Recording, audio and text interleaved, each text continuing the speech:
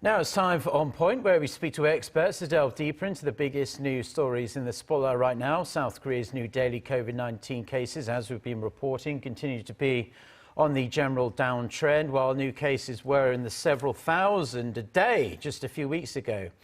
We are now down to around 3,500 a day.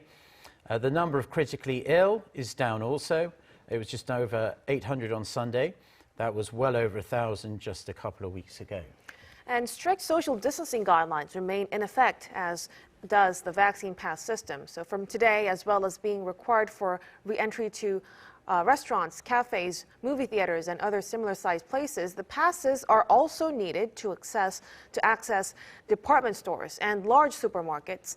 For more, we connect to Dr. Alice Tan, internist at MizMedi Women's Hospital in Seoul. Good morning, Dr. Tan. Good morning. Let's start with a downtrend in cases. It seems clear COVID-19 will never be completely eradicated, but given the drop in the number of cases, do you think we might finally be over the worst of it? Well, I certainly agree that we are over this current wave that we're in. You can call it our fifth wave or the second half of the fourth wave, but there's no guarantee that we are over the worst of what the COVID-19 pandemic potentially has in store for us. My biggest concern in the immediate front is the emergence and spread of the Omicron variant. If we have a surge on top of our current sort of precariously high level of 3,000 to 4,000 new cases a day, that can certainly lead to strained hospital systems very quickly. Also in South Africa, if we look at their epidemic curve, what they saw during the first week of January 2022 was a six-fold increase in deaths due to COVID-19 compared to the first week of December 2021. And so having this huge increase in deaths due to Omicron also presents a very grim picture of what could happen once Omicron becomes widespread in Korea. The other concern, of course, is the milieu right now within the world is perfect for breeding another variant of concern, or perhaps even a variant of high consequence. And that could really be a huge setback for us in terms of the pandemic. So as much as I would love for the pandemic to end quickly, I'm afraid that we still have a long ways to go before we see the true end of it. Now, Dr. Tan, South Korea's Prime Minister said last week that these antiviral COVID-19 treatment pills are due in the country in the coming days.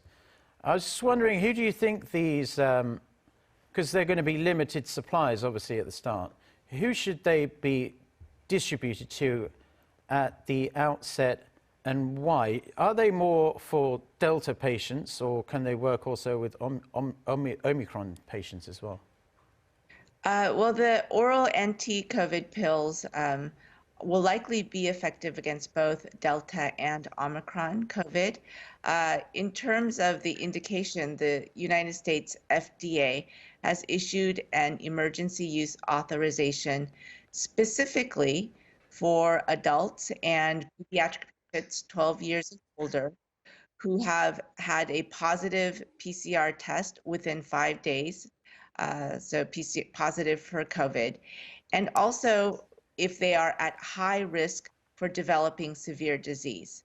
And this high risk category includes people aged 65 and older, and people with a pretty long list of chronic diseases, such as chronic lung disease, kidney disease, liver disease, cancer, people with immunocompromise, diabetes, tuberculosis, and there are some other diseases in this category. So I think these are the people for whom Paxlovid should be reserved.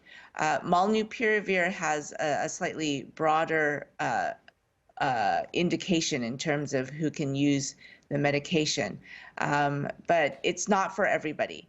and it must be given early on, within 5 days of development of symptoms or within 5 days of a positive PCR test. Once a person is in the hospital, they're not eligible or to receive Paxlovid because it probably will not work at that point. Right. Well, moving on to the controversial topic of vaccine passes. Like numerous other countries, there has been a lot of pushback from the public in South Korea, including legal challenges. Critics say there are a severe infringement of civil liberties. What is your opinion on this? Well, the basic tenet of a civil liberty is that you can do, think, or say what you want as long as it does not harm other people. And I think it's that latter part that's so important here when it comes to COVID-19. COVID-19 has killed around 6,000 people in Korea alone, 5.5 million people around the world. Death is the ultimate harm. And so I don't understand how a person's desire to, do something, speak something can have priority in terms of a civil liberty above a person's right to life. We know that vaccines work. And so presenting proof of vaccination in a public space will make these public spaces safer. And so I am in favor of the vaccine pass system.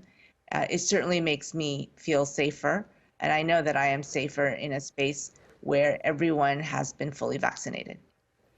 And finally, as a follow-on to that question then, do we have peer-reviewed scientific data that shows these passes are truly effective in stemming the spread? And we've reached a point now where we've all been wearing face masks outside for God knows how long. There are countries as heavily vaccinated as South Korea, including the United Kingdom, where I'm from. They no longer require their citizens to wear face masks outside. Of course, they still have to wear them inside in certain circumstances. In your opinion, when should this mask regulation be revoked? Because I'm particularly worried as a parent myself, seeing my kids spend 6-7 hours in school all day with this face mask wrapped around their face. Well, in terms of outdoor mask mandate, the differentiating factor in Korea versus other countries, I think, is the level of population density here.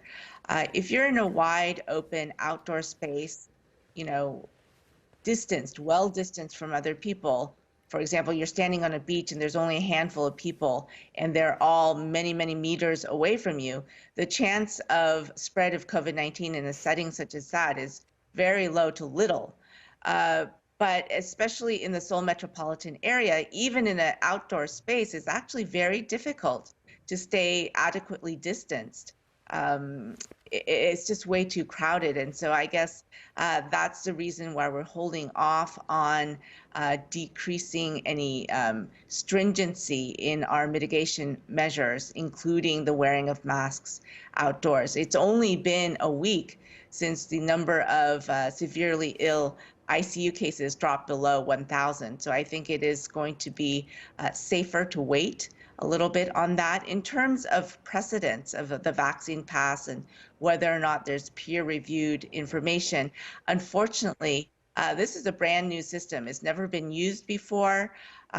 During the most recent pandemic prior to COVID-19, the H1N1 influenza pandemic of 2009, the pandemic was actually over within 14 months once a vaccine was developed and deployed around the world. And so we never had to resort to this kind of system to help with the opening of businesses domestically.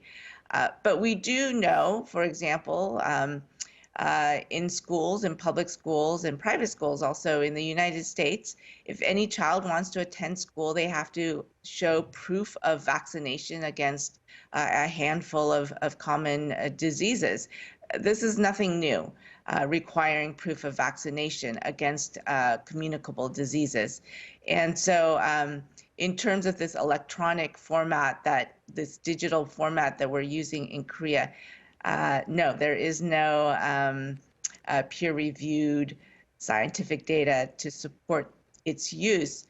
But if we look at what it's doing in principle, I think that it will help with decreasing transmission in our country. All right, Dr. Tan, as always, we're grateful for your insights. Thank you so much for joining us. Thank you.